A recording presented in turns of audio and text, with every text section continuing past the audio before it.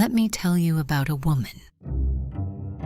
She is in her 50s, a mother, a grandmother, an ordinary person who has lived an ordinary life. 3 years ago, her son died. He was 26, sudden, unexpected. The kind of death that doesn't make sense, no matter how many times you turn it over in your mind. She did what people do. She grieved. She continued. She got up in the morning. She cooked. She answered the phone. She told everyone she was okay. But she wasn't okay. Because she had one question that nothing and no one had been able to answer.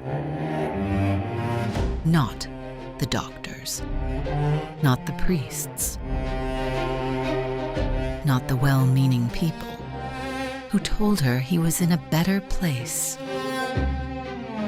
She needed to know, was he still there? Was any part of him?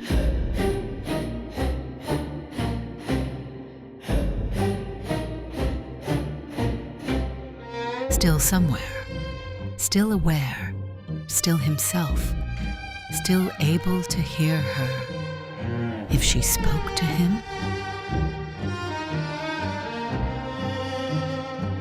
So she went to a Mudang.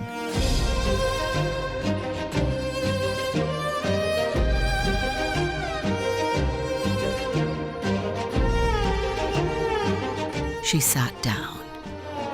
She hadn't said a word yet. She was still deciding how to begin.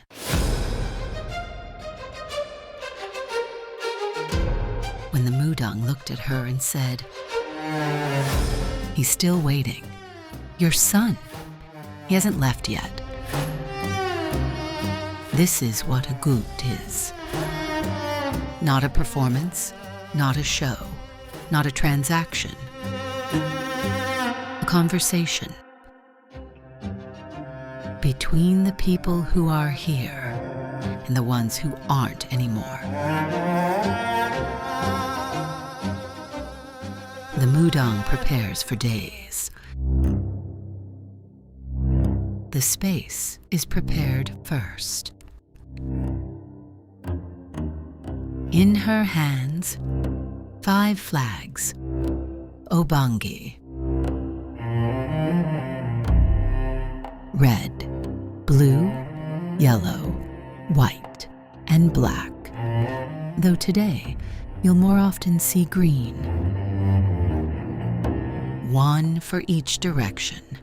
1 for each of the 5 elemental forces that govern the world and the spirits that move through them. She holds what cannot be seen and makes it visible. And then she whistles. Not a song, not a signal anyone else would recognize. A sound that carries in a specific direction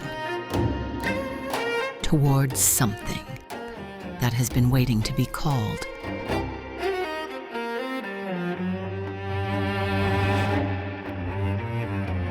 The offerings are specific.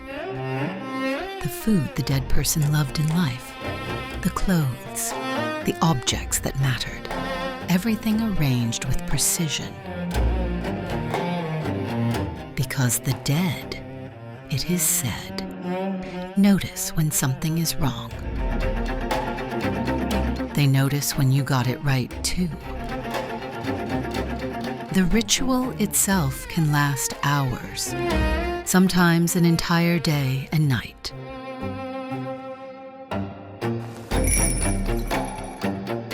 in her hands, a bell and a fan. The bell shaken in rhythm, its sound cutting through the air like something that has been waiting for permission to arrive.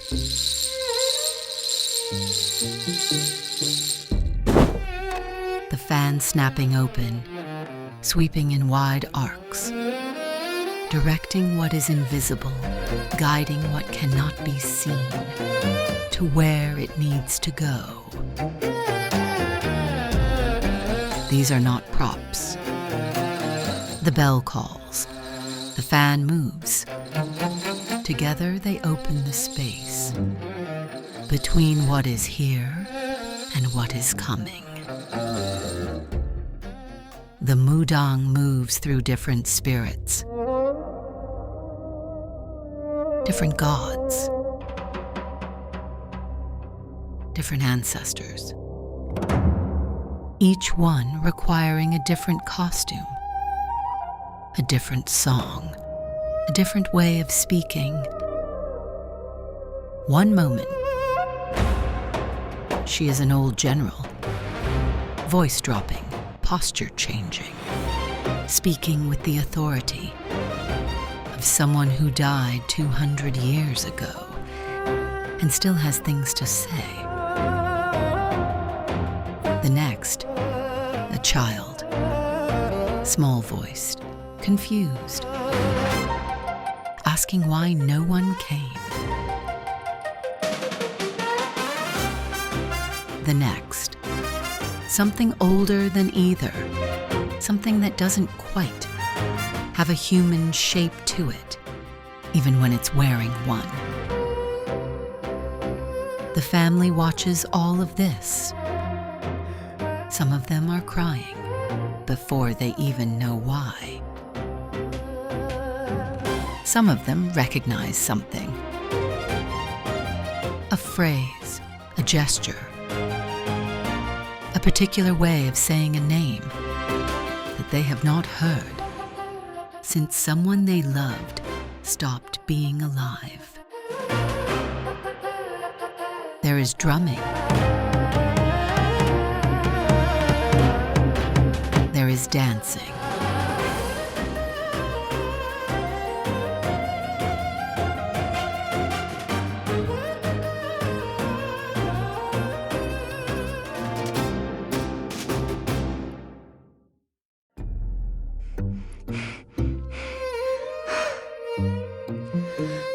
There are moments of stillness, so complete that the air in the room feels like it changes.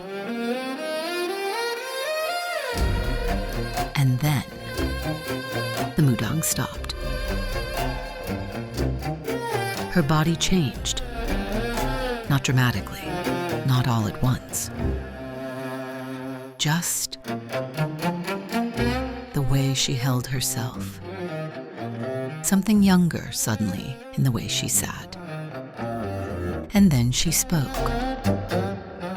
in a voice that was not hers.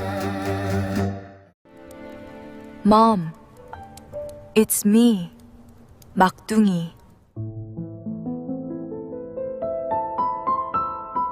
Magdungi, that was what she called him.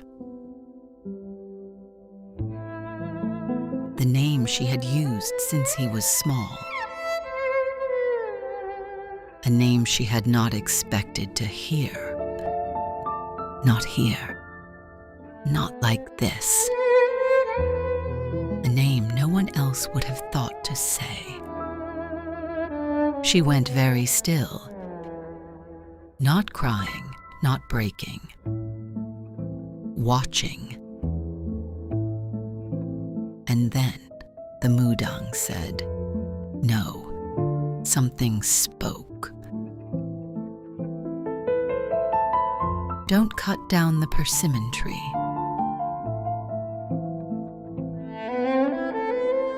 There was a tree in the yard, planted the year he was born.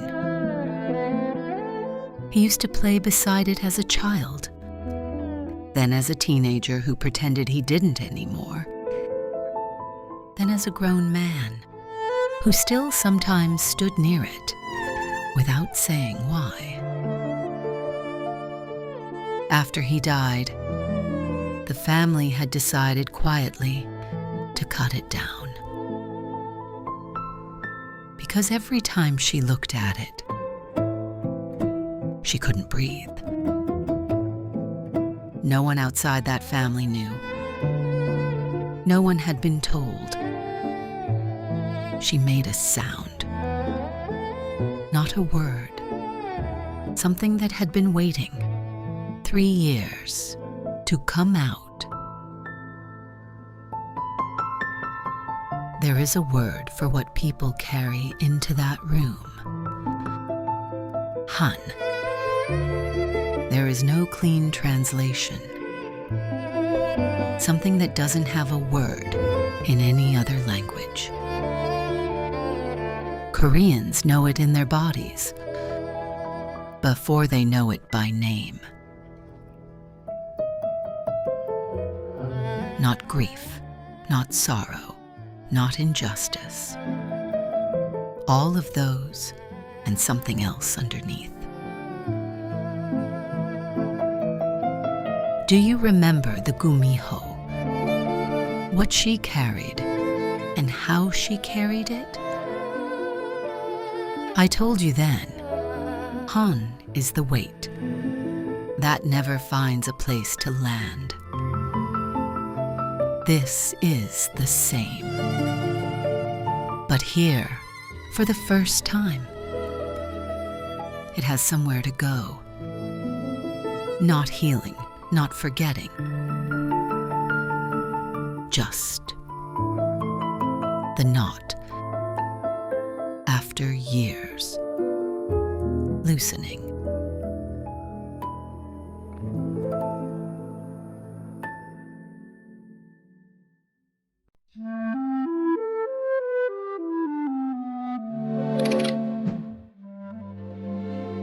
They come asking for love, for money, for revenge.